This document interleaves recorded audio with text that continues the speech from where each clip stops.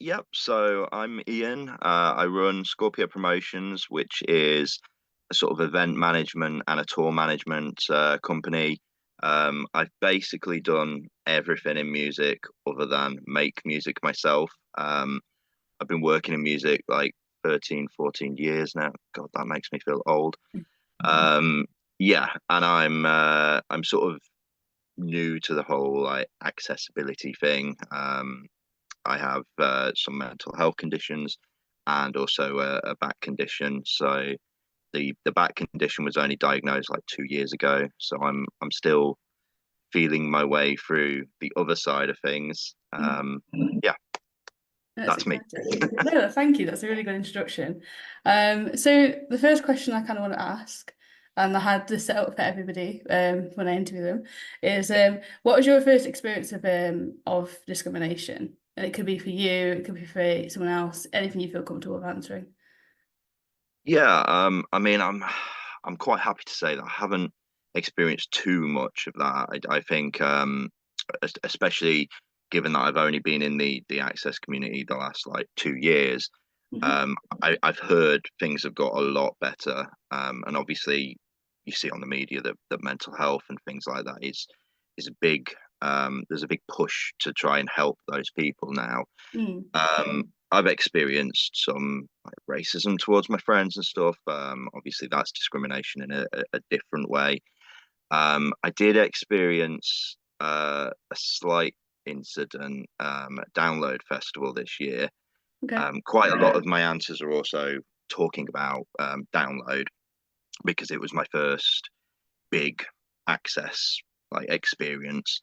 Um, but this was from so there was a security guard, and he was outside of the like access zone. So he obviously wasn't well. He seemed not trained to deal with people with issues at all. Um, and yeah, but basically myself and my companion, my PA, were sent around in circles a lot. And we wanted a buggy, like an access buggy, just to take us back to the campsite. And we were in so much pain. And he actually swore at us and he told us just in walk. Oh I don't no. know if I can swear on it, so No, so away. So away. but yeah, he again, it's like a lot of things that I want to talk about is just understanding and trying to like speak to people in a decent way. Yeah. Because if he couldn't help us, that's kind of okay. Like that happens. Sometimes we need help that isn't there, and that can be upsetting. But it's more the way people deal with you, especially when obviously lots of us have mental health conditions. We can be in pain, and we do need a little bit of extra support. And a lot of us don't like asking for that support either because Mm. it can be hard admitting that our bodies or our minds are a little bit lacking at times. That's a big thing for me. I'm 34. I'm supposed to walk with a stick, and I still don't walk with that stick, and Yeah. it's just mental block and the sort of stigma that comes along with that. Yeah. Um, and yeah, I'm trying to deal with that. But yeah, it's just it's being nice to people. I think particularly with what's going on in the world at the moment, being a little bit nicer to people is probably just a good thing anyway. Like even outside of the access community, yeah, let's not be mean to each other. So I suppose you've kind of got both sides of it then, being involved in the music industry and also having access needs yourself. Yeah, Yeah. How yeah. how do you find that then as a concept? Um, it's kind of been eye-opening, especially as I said, I've been working in music a very long time, Mhm. but I am new to seeing that other side. Um, and yeah, it's been very eye-opening about what people need and what can help people. But also, I think I've got a slight advantage because I've been at the other side to like not be too. I don't want to say that access customers can be aggressive, but Mhm. like we can get really upset and we can not see the other side of things. And I can understand that because again, we could be in pain, we could be like, you know, embarrassed by whatever.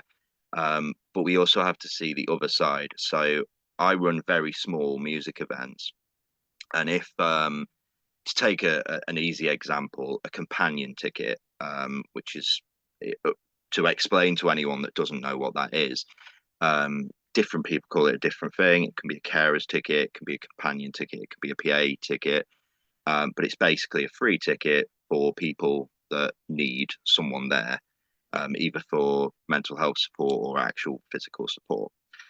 Now, if I'm running a show that's 30, 40 capacity and I get those companion ticket requests, it can be really hard to say yes. I always will, probably partially because I'm in that position that I need it as well.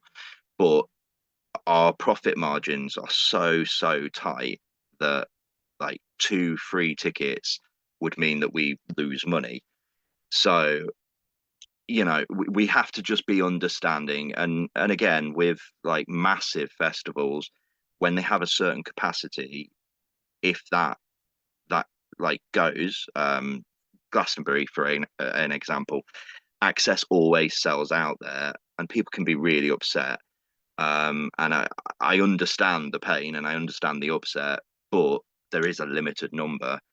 And yeah, I think being on the other side, it just helps me sort of have an understanding of the whole spectrum. And I think we always need to do that. We need to take a step back. And again, going back to my other point, just be nice and understanding that the music business is struggling. There is absolutely limited money, particularly for smaller promoters like me, but across the board. And so they can't always meet everyone's needs.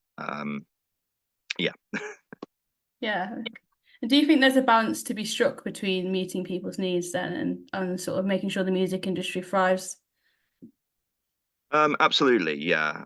In a totally ideal world, everyone would get to enjoy the music. Everyone would get the perfect experience.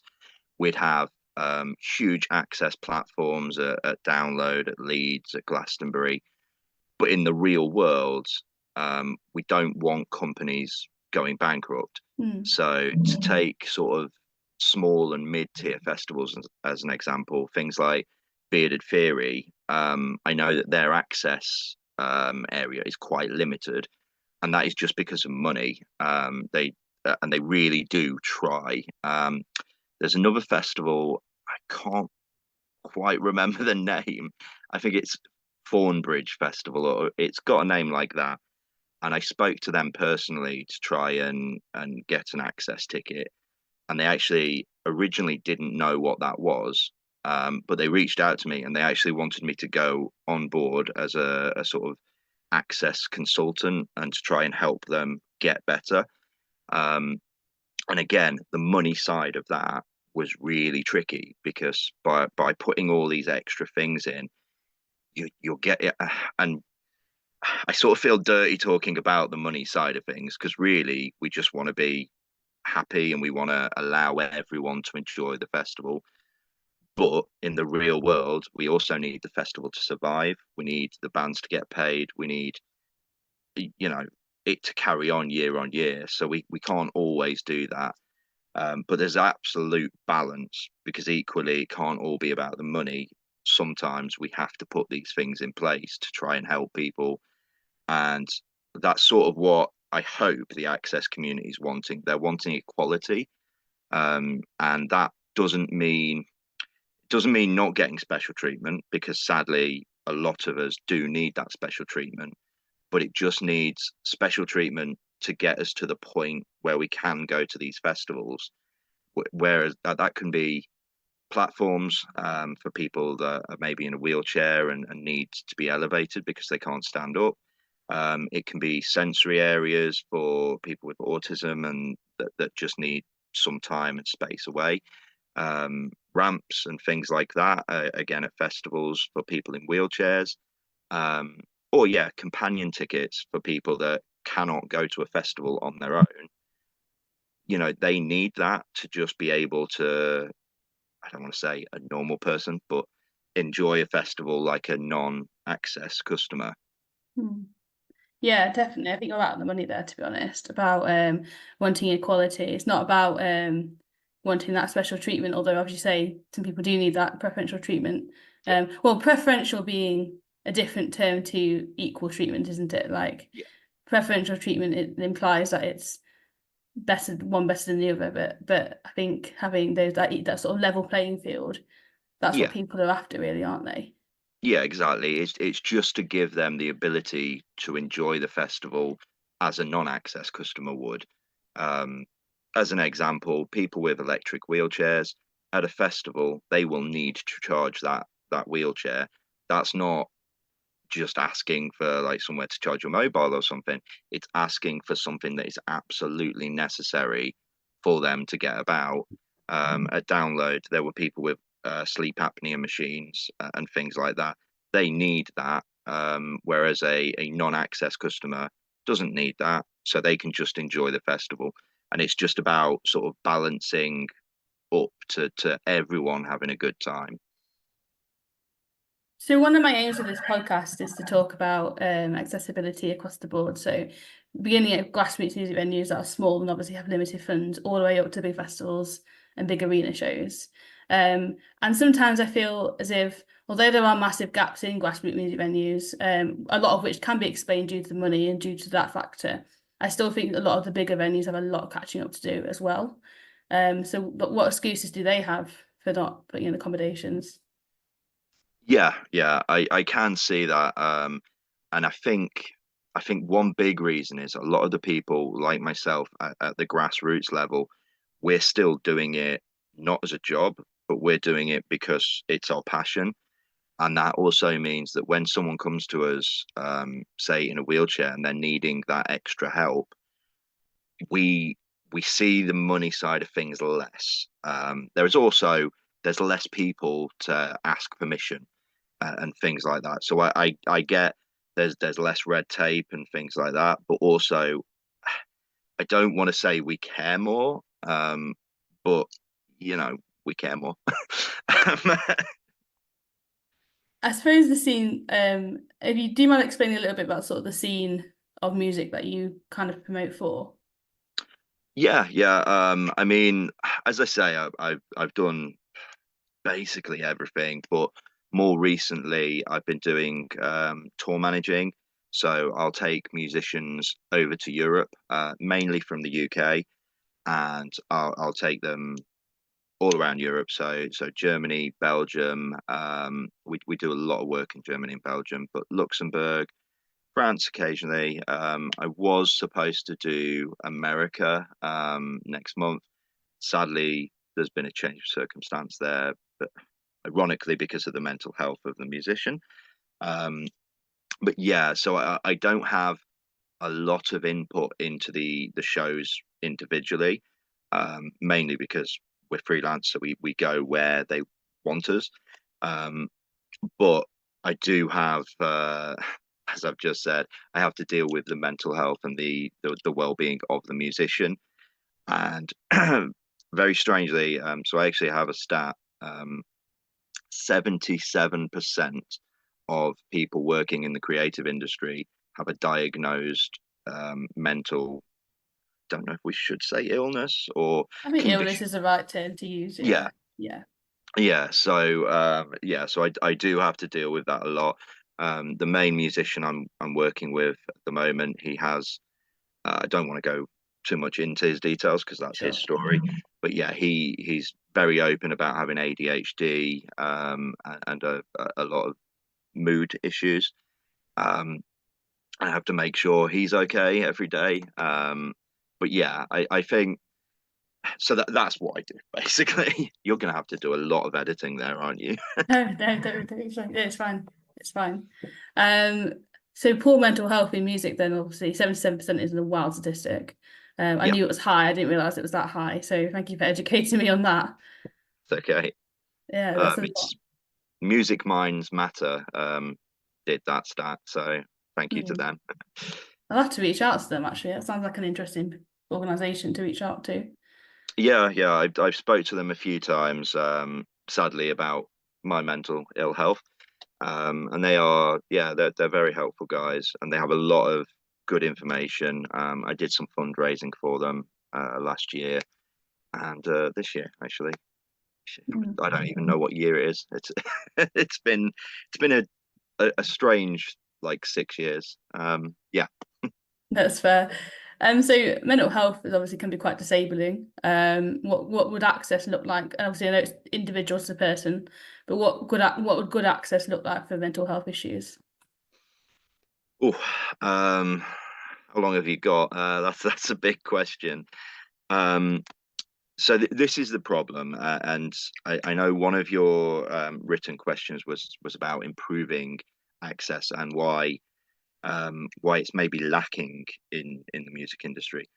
One of the issues is that access is such a wide spectrum, and I'd say mental health is just the same.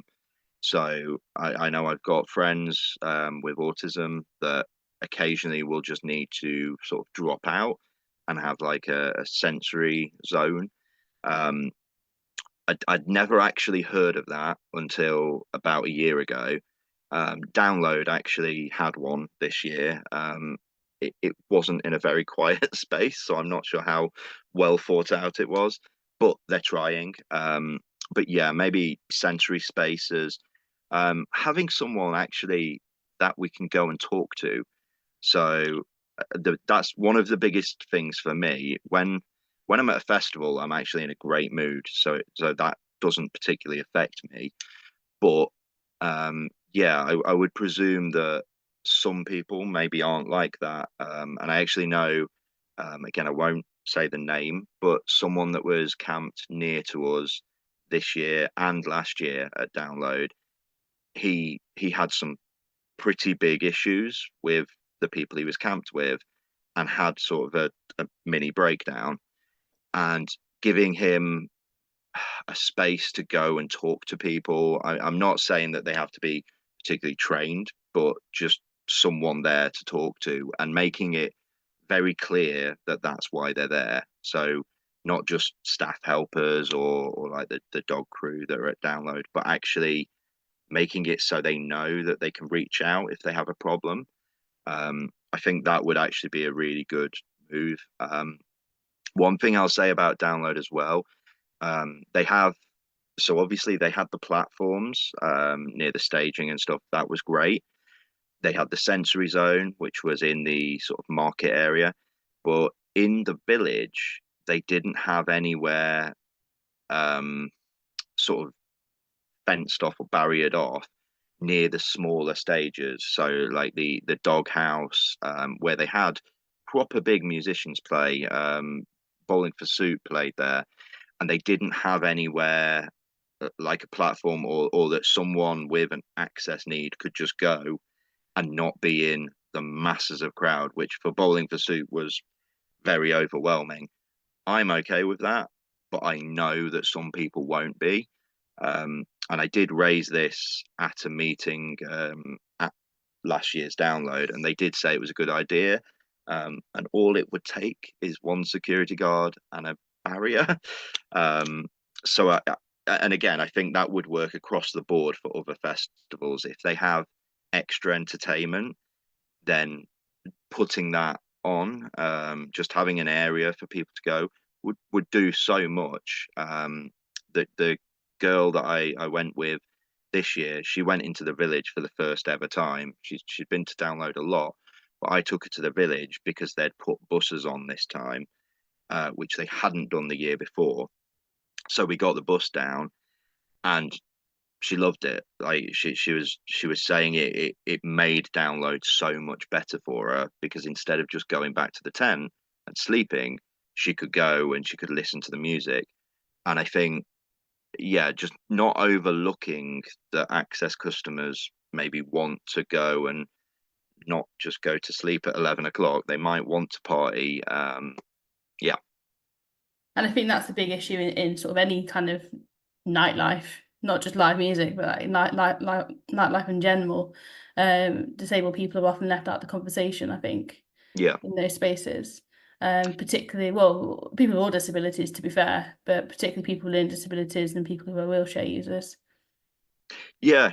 I mean, like I do think there is still that slight stigma that, like, if you're in a wheelchair or you're on crutches or something, people do kind of think, oh, well, that person doesn't want to go and party. When actually, they're the same person. They have an issue. So yeah, I do think we should just keep that in mind. And if there are ways of making it easier, let's do it. Um, then again, I'm a bit of a hypocrite because 3 years ago, access was totally not in my mind. And yeah, so it is. I think we do just need to be reminded of that occasionally. I used to do shows, and I'd do shows upstairs or downstairs in a basement, and I would never think about access needs. Um, and yeah, it's only now that I have. It's not that I have access needs because I can still manage stairs, but now I have friends that can't. It's now in my head. I still occasionally do those kind of shows because we do need to support venues like that still. We still need a great nightlife and a night scene. And those venues, particularly the smaller ones, they can't always put in elevators and things like that. So it's not necessarily saying, right, they're bad venues, but it's in my mind now that occasionally I'll look at a venue and I'll think, well, maybe that venue would be better because people can all enjoy it. Yeah, and I just think, particularly small promoters, we should maybe keep that in mind. Yeah, I think so too. I think that's a really helpful sort of, and it's interesting you say it's only really become on your radar since it's happened to you. I think a lot of musicians and promoters and tour managers and people involved in live music probably are similar. Yeah, Um, yeah. And, we have to be honest, it is a minority. yeah, So, it's not necessarily a good thing that people are forgotten about or anything, but I do understand that, that when there's only a certain amount of money, it's only a certain amount of ability, you do have to cater for the masses. It's good if we just have it on our radar a little bit. And if we can do these things, like the barrier thing at festivals I was talking about, if we can do those things to help people, then let's do them. hmm. Yeah. So in terms of accessibility and like responsibility, you kind of answered this a little bit already, but like whose responsibility is it to enable accessibility in the music scene? So I think it's everyone's. Like we should all try and do our little bit. And that also includes accessibility customers, just being polite, and when something doesn't quite go our way, i.e. if the tickets are all sold out, that happens to people outside of access. And so we have to understand that, like I said, we're not looking for extra special treatment. We're just looking to make the bar equal. So yeah, obviously venues do have a responsibility. Staff and security, again, they should have just a basic level of training that says, look, these guys might be having a really bad day, and for whatever reason, whether they're maybe autistic, ADHD, different things might affect them different ways. And so just be mindful of that. Um, I'm on a lot of painkillers, I'm on a lot of pain medication. So, occasionally I might look a bit out of it. Don't go and think that I'm drunk because, I might just be on lots of painkillers. I might also be drunk, but I'm probably just on painkillers. And that sort of basic training would be good. Um, I think, yeah, artists again, they have a bit of a responsibility to talk about these issues. One particular little shout out I want to do is Dan Thomas. He's a great acoustic musician. He's a person that I worked with a lot. I still work with him. He does a lot of songs about his experience with ADHD. with depression, with things like that. And again, I think that can help. A lot of songs that I really love are about mental health, and they're about reality. And it also, when we see people like totally forgot his name. You might want to edit this bit out, but the big guy, I can't remember his name. The big guy's a bit vague. Is it Lewis Capaldi? Lewis Capaldi Tourette's. Yeah, so yeah, he's done some speeches about mental health and about his struggles and things, and particularly when artists at that level, they normalize it. When you see someone like that, I think even Ed Sheeran's spoken a little bit about how hard it was, particularly at my level. When you're living out of a backpack and doing things like that. The mental health struggles are real, and I still think we don't talk about them enough. You may have seen, like, I post a lot on my Facebook that's pretty open, about my struggles, and I think more people do need to do that. And when more famous people do that, again, it makes you realize that these people that sort of look amazing and look polished and look like they've got no problems, they have problems, that they have issues like us. And yeah, just normalizing it on that level. So yeah, it is everyone's responsibility. And some people, we can't go into a venue and make it accessible. We can't, as just a customer, we can't go and say, give us companion tickets, but the venue can, and that would be really helpful. Some people can't go to a show without a companion, so yeah, it's everyone's responsibility to do their little bit. And again, as access customers, we have to be nice and accepting that there's not an endless money tree. Sometimes we're not going to be able to get those things. You make a really good point about sort of accessibility tickets running out and general sales tickets running out as well. I never really thought about that way, but Yeah, you're right. If I want to go to a gig and it's sold out, it's sold out. I have to go on Tickets and find another ticket. It's just tough, yeah, isn't it?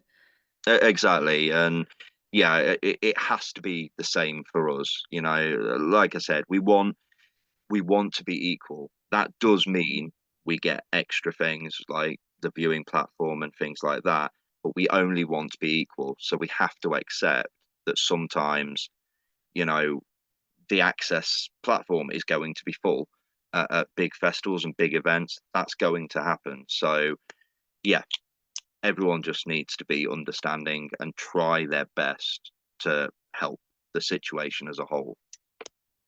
So you mentioned mental health and things. Like I actually work in mental health services, so I've Okay, got quite a lot of cool. experience of You want to meeting sort me people who've out? got mental health issues and stuff. And Is I've this got going my to turn own. into a counselling session Well, now? I've got my own mental health. I've got bipolar disorder, so I've got my own shit going on basically as well. Yay.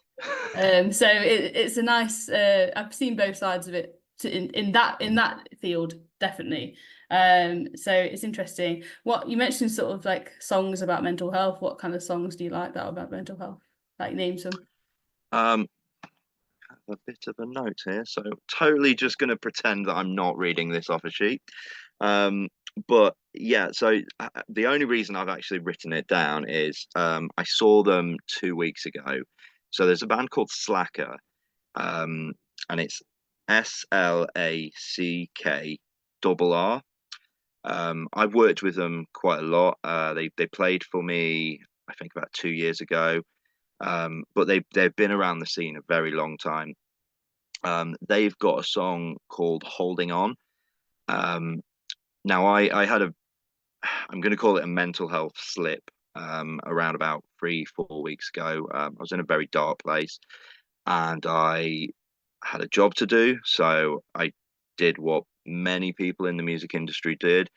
I put on a fake smile and I went and did my job. I went to Amsterdam and I pretended I was okay, and we got through it. I then went traveling for a little bit, and not the weekend just gone, but the weekend before that, I went to Tramlines in Sheffield, but I went to the Fringe. So big free festival where all the bars in Sheffield just put on music.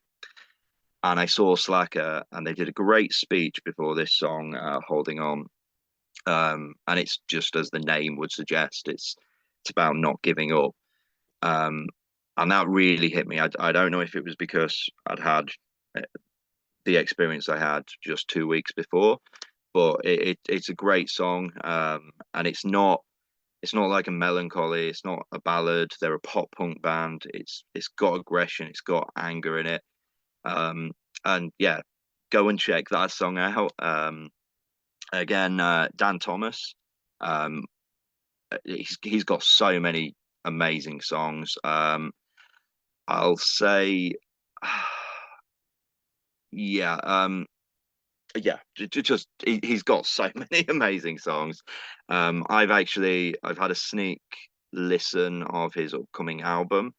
That should be out towards the end of this year. And again, it touches on his ADHD, touches on mental health. Um, there's a song called "Hole You Leave Behind." It's a really hard listen, and it's about miscarriage. And I won't go too much into it because it's his story. Um, but that is an absolutely beautiful song. And again, it's about mental health. It's about real life. Um, and we all have those troubles. We all have those struggles. I honestly, I think if you don't have the lows, then your life's probably pretty boring. I think the lows make the highs worth it. So, and I don't understand how anyone could not have any lows. So maybe there are people out there, but they're incredibly lucky in one way. But it's real life and it's reality, and that's what I like in songs. To be fair, I like musicians that write about their life. The song that Dan played was made me cry actually when I seen him. Yeah, I'll be honest. I've done well a lot of shows with him. Like probably might even be in the triple digits now.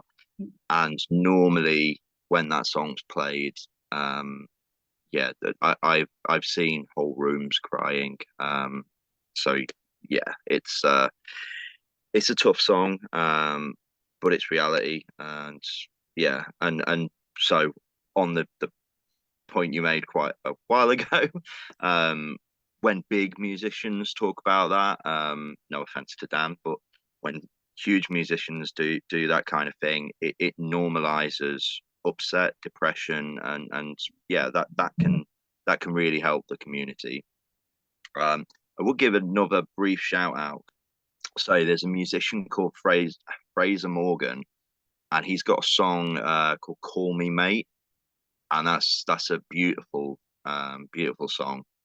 So people should check that out as well.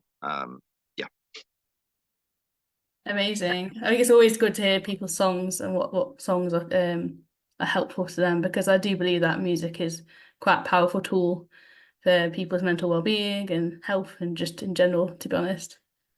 incredibly. And obviously it can work the opposite way as well. I've got songs now that are sadly attached to people that I can't really listen to anymore, which is a bit of a shame. But it proves the like power of music and the emotional connection you have with music. So, and it can work both ways. Yeah, 100%. Yeah. So, yeah, so you said accessibility is everyone's responsibility to some degree. And you sort of you're on both sides of the spectrum in terms of like you've got the lived experience as well as you've got the experience as a tour manager and promoter, whatever. Yeah. Would you say someone's got like more responsibility than the other? Would you think it's a pretty equal playing field? Um, so I wouldn't say it's more about responsibility, but some people have more ability. So festivals, for example, promoters have far greater ability to affect things and to make things easier for us. They also have the responsibility of when we talk about big shows, getting the right people in to manage those things. As an example, I know I spoke about Download quite a lot, but as an example, Download Festival last year was shockingly bad. It was absolutely awful. I believe they've admitted it themselves. They actually got rid of the access crew shortly after Download. This year, it's like a different festival. The team, there were mistakes, obviously. There's always going to be mistakes when it's such a big operation and it's over multiple days. But it was so nice. I actually only went to Download this year because I got a free ticket as an apology to last year. And yeah, I sort of left Download last year really upset because I thought I would never be able to go again. With my back condition, I sort of decided 2 years ago that I wouldn't be able to go to Download again and anyway. Then I heard about accessibility, which I also want to talk about slightly, that it is not promoted enough to people. But yeah, when I found out about that, I thought, wow, maybe I can still go to Download. It was my first ever festival. To a lot of people that go to Download, it feels like a family. It feels like Donington Park is sort of the mecca of rock music, and it is home. So when I found out about access, and I could get companion tickets, so someone to help me with my stuff, help me with getting water and things like that. And also I would be nearer to the arena with access camping, so that would help. So I really thought, right, I will be able to go to Download again. So I gave it a chance, and it was shockingly bad. And I was really upset after it. And I do complain, and I do now make a point of complaining and stuff if something's wrong. But I took this the furthest I've ever done, and I complained 7 times, and I continuously didn't get an answer. They then fired their access team. They changed the team totally, and I thought I'll give it one last chance. Sent an email. The next day, the team actually called me.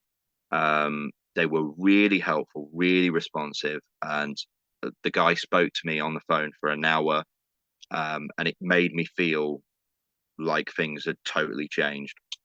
I then went to Download this year. I thought I'd give them another chance, and it was absolutely amazing. It was so much better organized. We had buses, we had buggies. People, for the most part, knew where things were, which last year they totally didn't know that. And yeah, so like as access customers, we can't affect that change. We can complain, but we can't sort the teams out. So it's not there's more responsibility from one side or the other, but there's definitely more ability from the higher ups, from promoters, from venues, from festival organizers.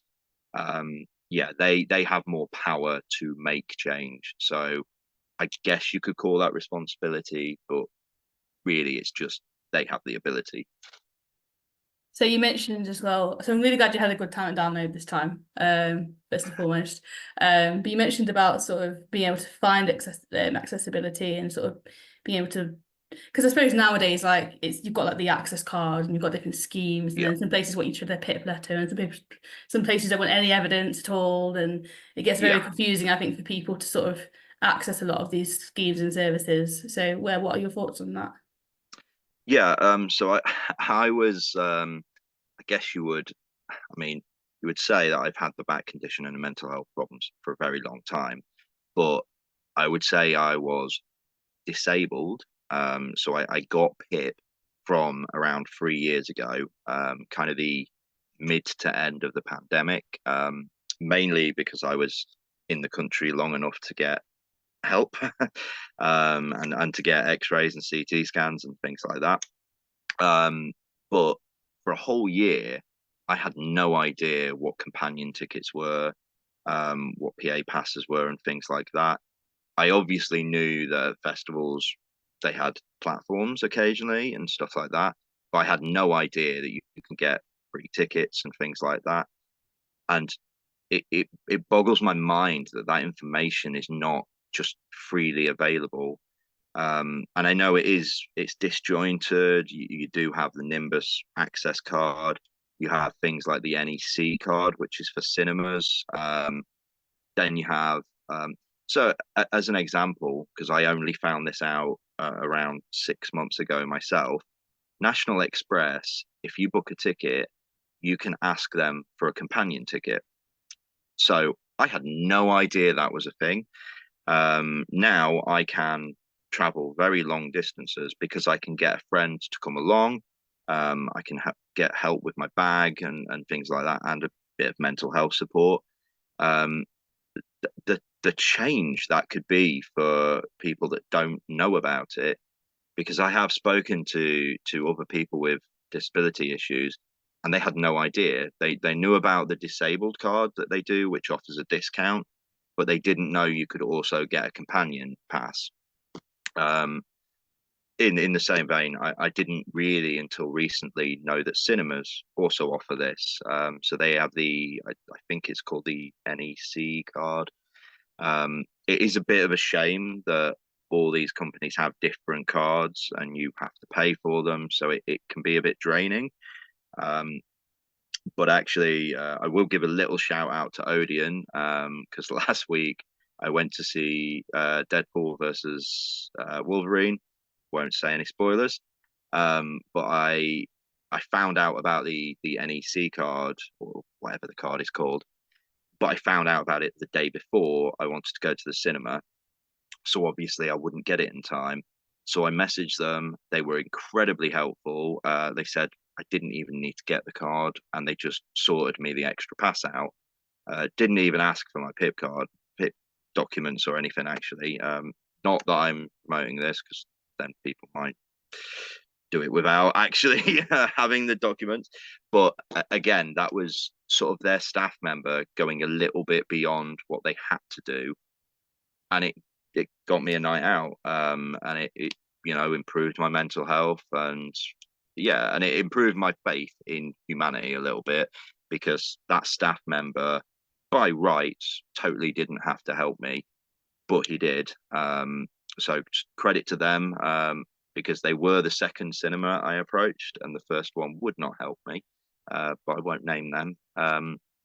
But yeah, I think it's a real shame that the information isn't just readily available somewhere, and it's all, you kind of have to go to the site of whatever it is, whether it be the cinema or like Fort Park or Alton Towers or anything like that.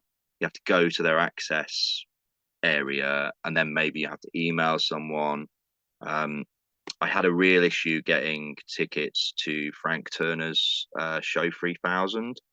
I went to first the ticket site. They sent me to the venue site. They then sent me back to the ticket site, and I just kept going round in circles, and it had sold out.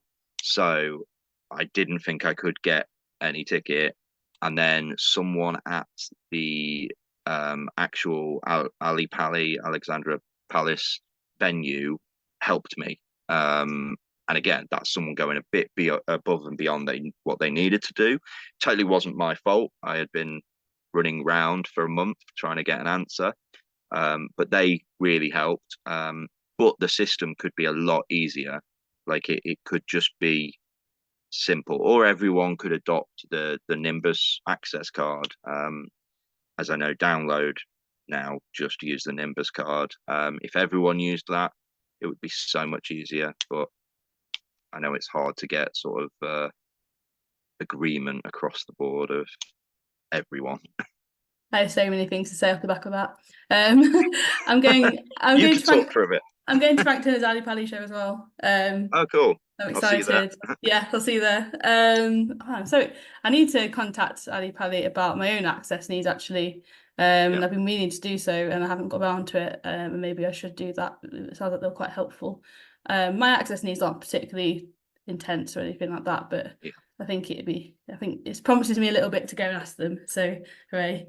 Just be prepared, because they did send me around in circles a little Well, bit. Then they were really helpful. That one person was really helpful at the end. mhm. And that's why this whole thing's a shame. Like it should just be simple and sort of streamlined, especially because you're dealing with people that have complex needs, and maybe, if they're having to just talk to five different people to get an answer, they'll get angry, they'll get annoyed, and they'll maybe have a meltdown. Um, Yeah. so yeah, it would be a lot better to just streamline everything. Mm. But good luck. So it's interesting you mentioned Alton Towers. So back in the day, quite a few years ago now, I used to be a ride operator at Alton Towers. I worked in theme parks for about 5 years, and rides. And it's interesting because it's got nothing to do with live music, but there's a bit of an overlap in terms of the hospitality side of things, and Yeah. also in terms of access.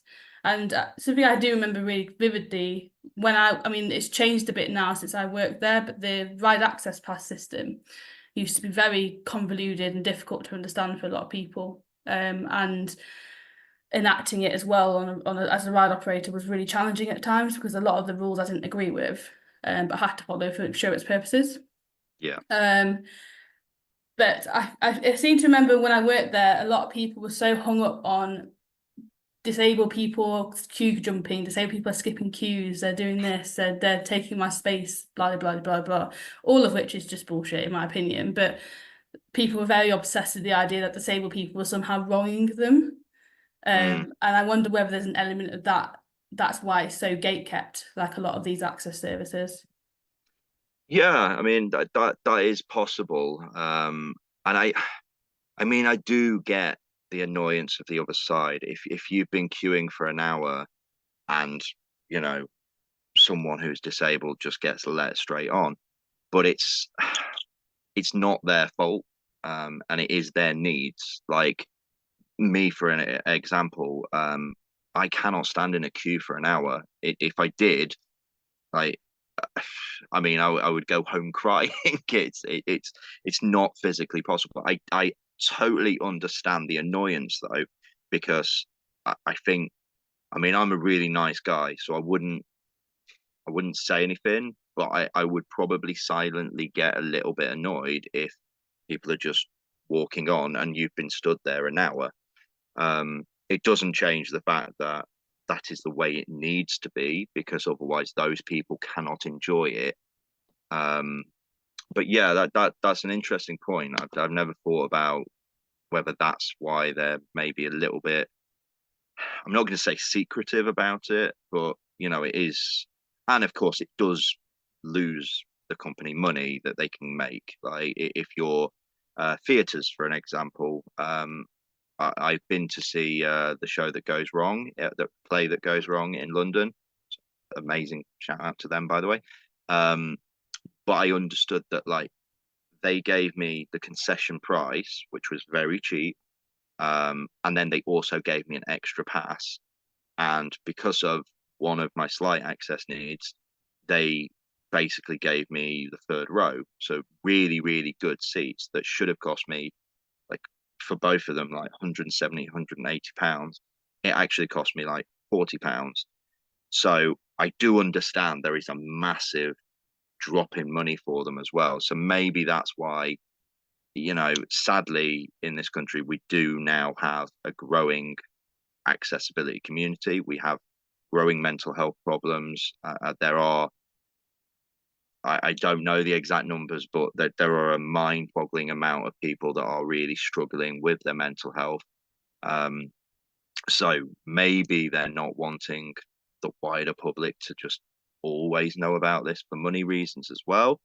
Or yeah, it could be that they don't want to, get a little bit of a backlash from people that maybe think we're queue jumping or we're getting extra things, which I think for any non-access customer, if you're listening to this, you've just got to remember, yes, we are able to jump queues. Yes, we are, like, given an extra pass for someone to carry our bags or something. but I'm in daily pain. And if I had the option of trading those and not getting those benefits, if you want to call them that, but in exchange, I could walk normally and like not have constant pain and not have any mental health problems, I would absolutely make that change. And I think, a lot of people probably would. I don't think they want to jump the queue that much. I think, we'd rather be, for want of a better word, normal. Yeah. You mentioned sort of the Nibus Access card. Oh, I mentioned it. One of us mentioned it. Both of us mentioned it. Yeah. Yeah. It is a scheme that I, for the most part, think is a really good scheme. I know some people find it a bit controversial, given you have to pay for it and everything like that, and don't want to give their documents to people and so on and so forth. Do you think there is actually a solution to this problem, or do you think it's just going to be one of those situations where it is what it is to some degree? It's tricky. I do think in an ideal world, we would have a cool company that just created a card and, you know, didn't sell our information and was totally secure and really helpful and also did a good job. I know some people have had issues with Nimbus. Like, so to explain to anyone that doesn't know what the Nimbus card is, it's sort of an ID card that has little boxes on which explains what you need. So it can be that you need a platform, it can be that you just need a queue jump, or that you can need a companion, or that you need like restroom access immediately. Um, I know some people have put in their documents and they've maybe like not qualified for something that they feel they should qualify for. So that is a tricky situation. I personally kind of had it that I didn't get platform access. I could have probably argued, but at the end of the day, I think there are people that do need it more than me, so it's not a big deal. I can live without it.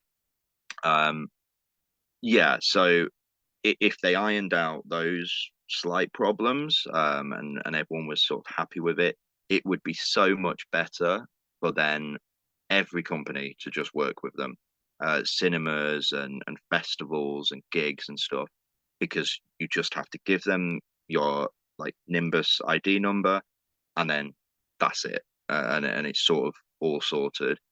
Um, in the real world, that there's money involved and things like that, and I yeah, I think in an absolutely ideal world, everyone would use the Nimbus system or a similar system. It is tricky that it costs money, but it isn't much. And I get that there are costs involved. There are costs involved with making the card and like getting staff to man the phones and deal with complaints and stuff. So I don't mind the small cost. I think they're valid for 3 years. Pretty sure it's free. Yeah, I do think there does need to be another option. So maybe if someone doesn't have that money, they can still do it.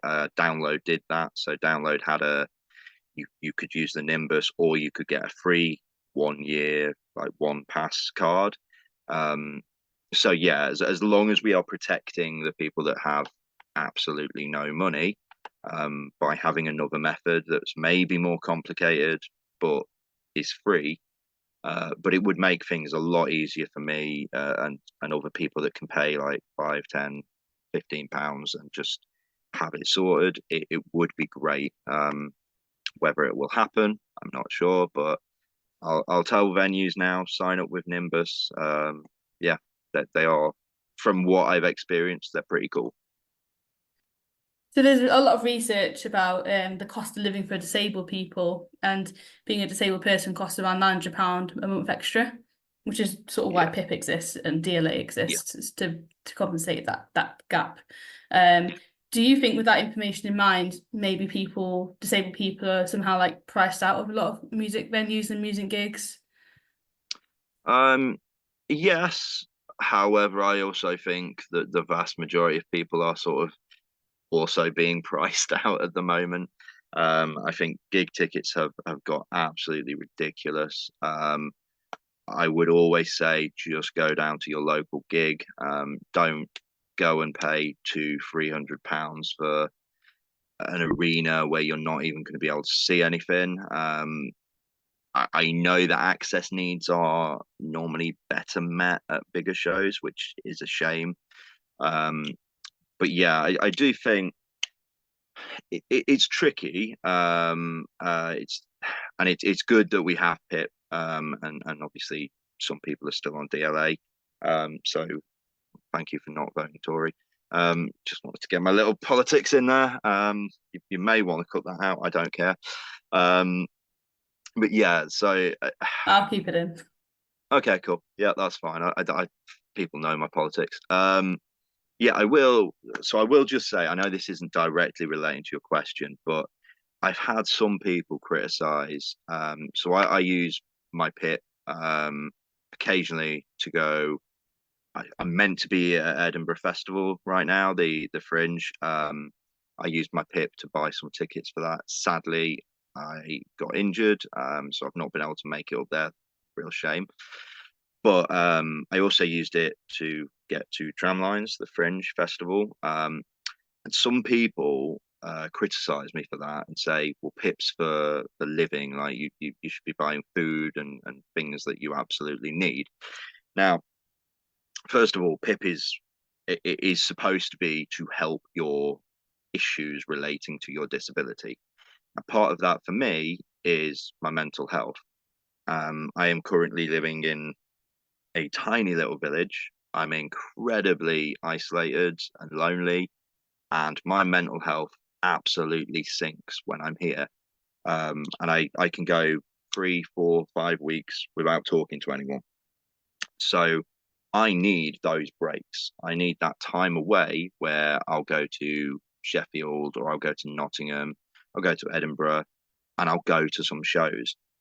It should be no one's business judging what people spend their pip on or anything like that. Like, some people will need it for taxis to the shop. Some people will need it to go to the cinema to like de-stress and decompress. One of those is not better than the other. It's just how we're dealing with our issues.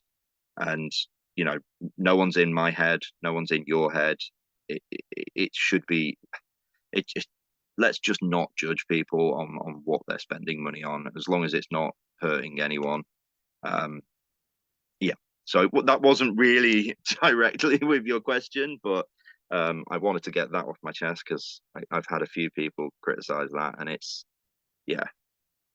But I think it goes on to the point that sort of the way my next question was going to be around why do you think disabled people are ignored by society, and the way our government works and our society works, and I'm not shy about my politics either, is that the only time disabled people are ever brought up in conversation is around benefits and around what benefits can be cut. It's the only time disabled people are ever really talked about.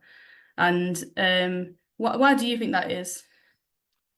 So I think we have had a very dark 10, 12 years where, in my opinion, a party that really doesn't care about disabled people have been in power. I'll say on the wider point, what it generally is you are less likely to vote if you're disabled. You're less likely to vote if you're young. You're less likely to vote if you're homeless. So these are the areas of society that generally get either ignored or, in worst cases, like punished. We've seen that a lot with.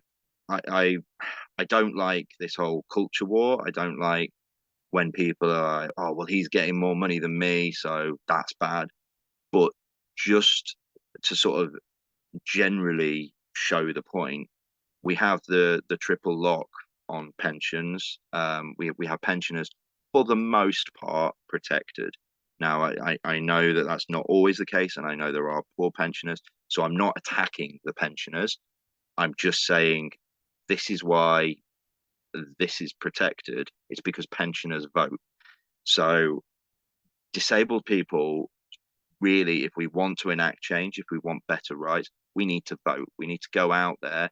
We need to organise, speak to your local like mind, and whatever your disability is, there will be local groups in your area, and actually organise and try to. I don't like using inflammatory words like this, but fight back against that, like against cuts. It was absolutely terrifying to me when the Tory government was talking about slashing PIP, changing PIP to not be monetary, but to be adaptations to your home, which is absolutely, for want of a better word, insane. Like people like me with mental health issues, as I said, like I use my PIP to go to concerts, which some people might think is wasteful. It's absolutely not. It improves my mental health. Yes, you could get me a counsellor. Yes, you could improve local mental health services. That is absolutely needed, particularly here in Lincolnshire. But I don't need a home adaptation. I don't need a walk-in shower. I don't need a panic button. I need that little bit of money to get a taxi to a gig, or to buy a concert ticket, or to get a train somewhere else so I can see my friends. So yeah, I'm very glad we voted the correct way. I'm just going to keep mentioning that. Oh, Please it's don't fine. ever vote Tory. I've got some of your time. So have you got any last things you want to sort of add to the conversation or bring up? I think that's covered quite a wide spectrum. Be more kind to each other. Like that's the main point. As I said earlier, we all need to stay calm. We all need to understand that there are issues. Disabled people, we're not wanting to be above you. We're just wanting that extra little treatment to get to the same level as non-access customers, whether that be companion tickets or just an electric hookup for a wheelchair or something like that. And we're all human, and yeah. Amazing. Thank you so much. Really appreciated. I didn't even say don't vote Tory again. You didn't. Where can we find you if people want to get in touch with you? So my company is called Scorpio Promotions. Everyone gets that confused and says Scorpio Productions. It's not. It's Scorpio Promotions. We're on all the social media sites. We're mainly on Facebook. I keep saying we to sound professional, but actually it's just me. If you send a message to the Facebook page, you'll get through to me. I'm more than happy to work with any musician, work with any venue. Also, if you are wanting to maybe make your venue or event a little bit more accessible, I'm more than happy to work on that. I do a lot of charity work.